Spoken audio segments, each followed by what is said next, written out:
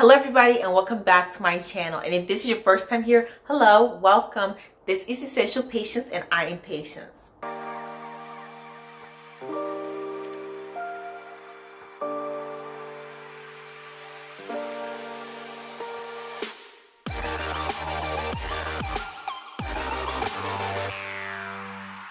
In today's video, we are talking social media and the effects of social media on us. We are at an all-time high for social media and it's not even peaked yet. We know that people are getting on social media younger and younger. Today, we have a plethora of social media sites to choose from TikTok to Instagram, Twitter. Is Tumblr still around? I don't know. I never used Tumblr. But it's just so much. And even platforms like YouTube are kind of like a social media too. With all of this, it can't all be all good, right? I mean, we hope it is, but is it? So today I'm going to go through my 10 list on some negatives of social media and what to really watch out for. We're one of the first generations that have had social media for a bigger part of our lives, and that effect can be good, but also bad. I personally joined social media when I was about 19 years old, almost 20. So that's when I started my Instagram account. It was in January of 2020. I was like, let me get on social media and see what's happening because I feel left out of the loop.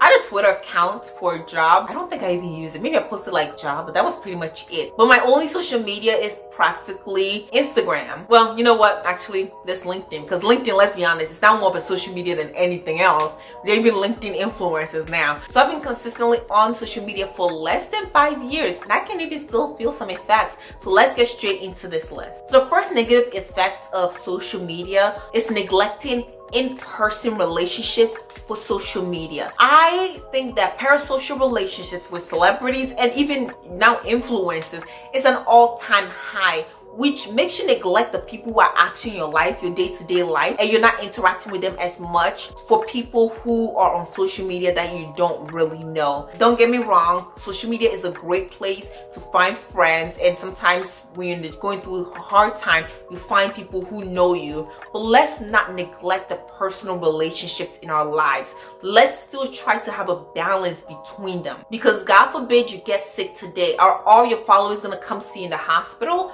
No, it's probably going to be the people in your life that are going to show up for you. So let's make sure that we are still maintaining and keeping up as much as we can our personal relationships that we see face to face, that we have, like even family members that are not close. Let us still try to maintain those relationships above all others as much as we can. And a subset of this, it makes us feel like we know strangers more than we actually know strangers. That sometimes you may get an idea like, oh, I know this person more than you do. But there are people who get very comfortable on social media and feel like everybody's there supporting them for some reason. So they overshare their life on social media, and then they're met with backlash of using things that they did on social media against them. So don't get too comfortable and start oversharing on social media. I know it's a slippery slope. It feels like you know these people, but do you? Number 2 is overexposure to information. In a good way, like things pass around on social media and we spread awareness, but sometimes am I the only person? Maybe it's selfish, but like a part of me sometimes I just feel so down. I remember this one time I went down this road of like documentaries,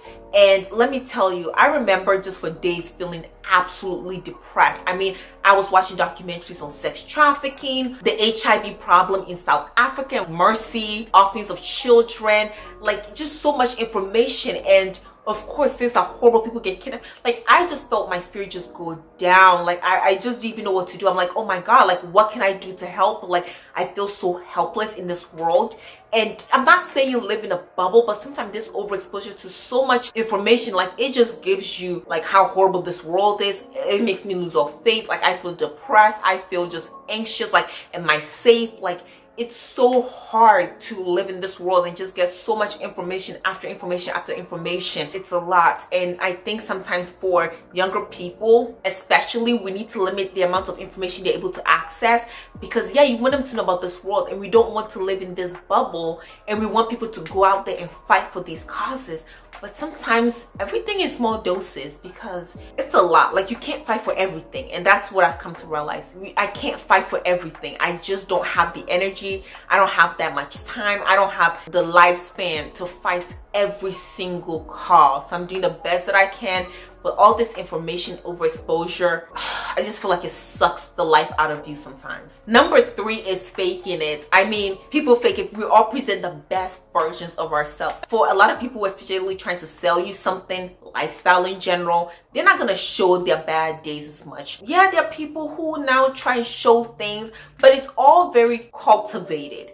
There's an aesthetic to it. It's very planned out. So don't underestimate, especially for celebrities and influencers, when they're trying to sell you on something, you may not want to buy into it totally and go into it with those rose-colored glasses and thinking that this is 100% of their lives. Everybody has an innermost part of themselves that only God knows. So don't think that everybody's just living their best life. Like, you see people with so much money, so much material things, so much everything, and then you ask yourself, what job do they do? Like, how are they able to afford all these things? And you don't know that they're like in a ton of credit card debt, personal loan debt. I remember this girl who wanted to be an influencer and spent over $30,000 traveling to be a traveling influencer.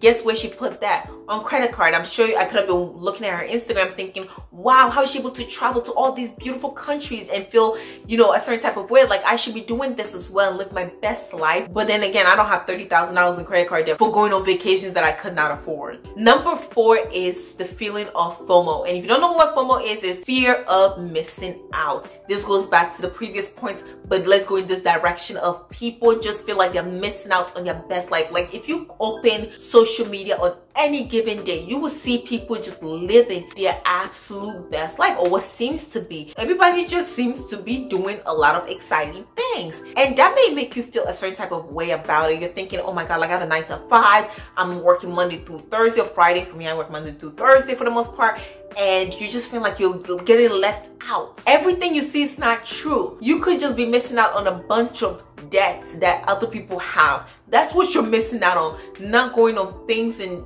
doing things that you can't afford, not buying Birkin bags that you can't afford. The fear of missing out is there. We all get it. You look on there, you're thinking, oh, I wish I could be there. But ask yourself, like, is this something that you actually want, or do you think you want it because everybody else seems to have it? And once you're able to decipher that and you have the spirits of discernment, you'll be able to know, like, maybe, you know, these people seem to have their best life in Thailand, but personally, you know, I'm a more of a Bali person. So make sure that you're curving your own way on having your own goals and not just missing out on what you think other people have. Number 5, of course, is exposure to inappropriate content, especially for children. Today, social media is filled with things, and there's so many things on there that are not child appropriate.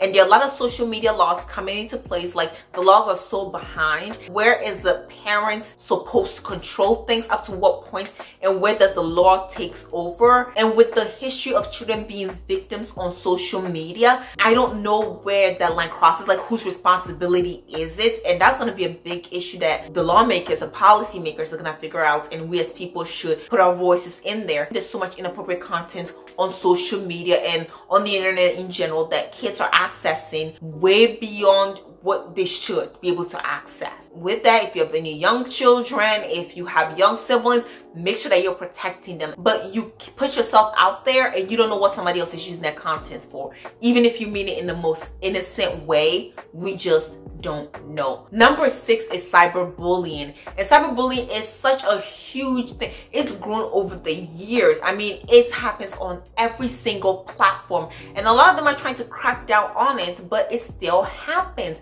The comment section, I mean, now you have the option to turn on the comments, so there's always that. There's still people who can take that content, move it to a different platform, and then have people comment on there. There are a lot of times that people get a lot of unwarranted backlash for the simplest thing. So cyberbullying is very real, and for, again, younger children and for young people, I think it is really society's responsibility, and especially parents' responsibility, to guide them from all these harsh things and to limit and monitor their social media, just in case this is happening and they're not saying anything because they feel ashamed of it. You can help them before, you know, all the people unaliving themselves that has happened. You know, children unaliving themselves, big issue in the past few years, so that does not happen and continue to happen. Number 7 is related to the FOMO one, but it's comparing ourselves to other people. Today, especially with the standard of beauty, I mean, it's all over the place, but we all know the BBL figure was in for the most part, with all these proportions that just didn't seem like Mother Nature was producing all this before. It's suspicious delicious, but we just have all these standards of beauty, standards of living, and now skinny seems to be back in, but like a very, very skinny, like in a way that it is. I personally just try not to follow any of these trends because at the end of the day, I don't have the money, time, or mental space to keep up with them. So I just keep living my best life that I can afford, that I can sustain, versus trying to sustain that of people on the internet that I don't know of. Stop comparing yourself to strangers. You don't know their bank account. Cut your cloth according to your size. Make sure that you are not comparing yourself to people who are much older than you, who have had years to build up their financial success and net worth, versus you being a young person in college broke with student loans trying to live up to this lifestyle. It's never gonna work. It's all a facade for some people, and there are people who become broke, who buy houses that they can't afford, and they become house poor, that buy cars that they can't afford, so they are car poor, get their cars repossessed. There's so many things that goes on. Do not be comparing yourself to people out here, especially to strangers that you don't know the ins and outs of their lives. All that glitters is really not gold. Number 8 is sleep disturbance. This is something that I've had to manage for myself, because staying on social media up into the nights when you have to wake up the next day and like actually go to real life and go to a real-time job can really just disturb your sleep, where you're not sleeping enough. And a lot of people suffer from sleep disturbance because the algorithm is meant to keep you on, whether you're on TikTok, Instagram,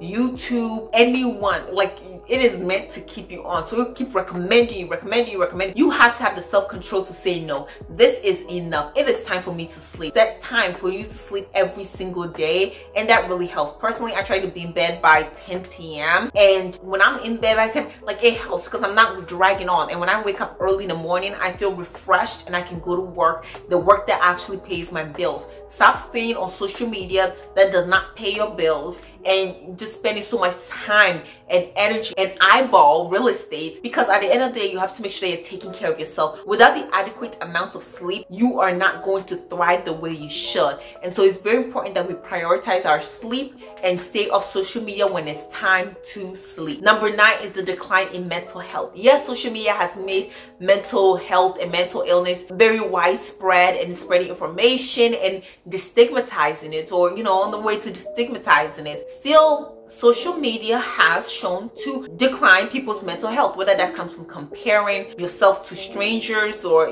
people that you do know, comparing yourself in body type, in financial and materialistic gain, also cyberbullying, just feeling inadequate. Whatever it is taking a toll on us mentally. And there are a lot of people who think that you're like mentally strong and nothing can waver, but for the most part, we are all just gonna one day just fall into that slippery slope. And for me, I just try to make sure that I pray on it. I know and take social media as a time for entertainment.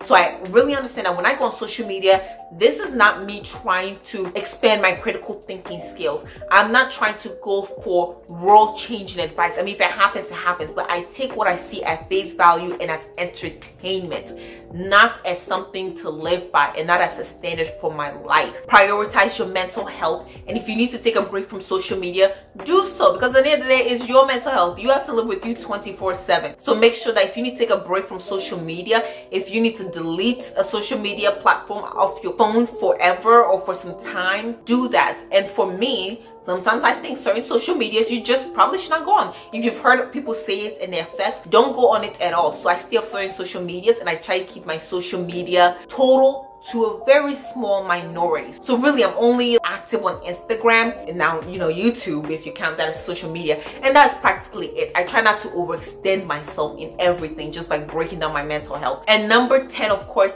is addiction to social media. This can lead to a decrease in productivity in our lives, where we're spending so much time on social media looking at other people's lives, or like creating a facade for social media, that we just don't take our own personal day-to-day life as seriously, and we're living on the internet rather than like in the apartment that we're paying rent for, feeling the need to compare yourself, feeling the fear that you're missing out, not putting your mental health well. Like, all these are interconnected. So I would just suggest that you do what you need to do, and that you better yourself in every way that you can, and know that social media is entertainment. It is entertainment. Don't take everything that you see that's so seriously into your heart. And if you need need to leave for a certain period of time or even forever, do so. Do what you must to protect yourself, protect your mental health, your physical health, and to thrive in this life. And with that, I am bringing this video to an end. Do you think that there are some effects of social media that you've personally experienced, or you've seen it's being experienced by other people close to you, or even on the internet? Let me know in the comment section. Write it out. I want to hear about it. And thank you for watching. Like this video if you haven't already. Subscribe to my channel and ring the notification bell because I post 2 videos a week, on Tuesdays and on Fridays. Come over because we are discussing so many great topics that you will definitely enjoy. Thank you for watching again, and I'll see you in the next one. Bye.